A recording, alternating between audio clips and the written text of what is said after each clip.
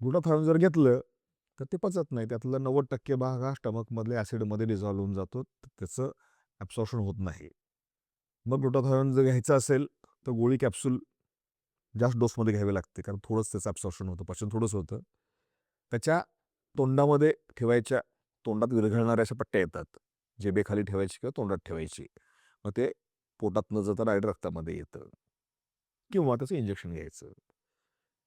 मग यात सुद्धा म्हणजे त्याचा रोल किती?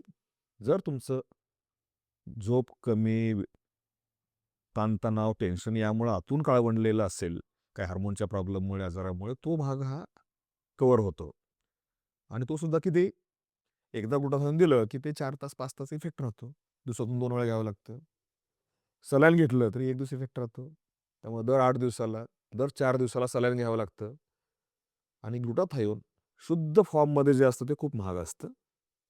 आपण ते आय-सी-यूमध्ये वापरतो. लिव्हर फेल्युअरच्या पेशंटला वापरतो, ब्रेन फेल्युअरच्या पेशंटला वापरतो, ॲक्सिडेंटच्या पेशंटला वापरतो, की ॲक्सिडेंटमध्ये, पॅरालिसिसमध्ये हा डॅमेज कमी करण्यासाठी आपण हे ग्लुटाथायोन वापरतो. पण त्या ग्रेडचं जर वापरायचं असेल फेअरनेससाठी, खूप जास्त डोस लागतो, खूप महाग जातं. मग बाहेरून चायनामधून इम्पोर्ट केलेलं फेक काहीतरी मिक्स केलेलं ग्लुटाथायोन वापरलं जातं आणि त्यामुळे जीवाला धोका होतो, साईड इफेक्ट व्हायला लागतं. त्यामुळे ग्लुटाथायोन हे चांगल्या ग्रेडचं, चांगल्या कंपनीचं योग्य प्रमाणात वापरलं तर त्याला स्किन लाईटनिंग होण्याचा इफेक्ट येतो. पण ज्या डोसनं वापरावा लागतो, तो डोस डॉक्टरांना परवडत नाही, पेशंटला परवडत नाही.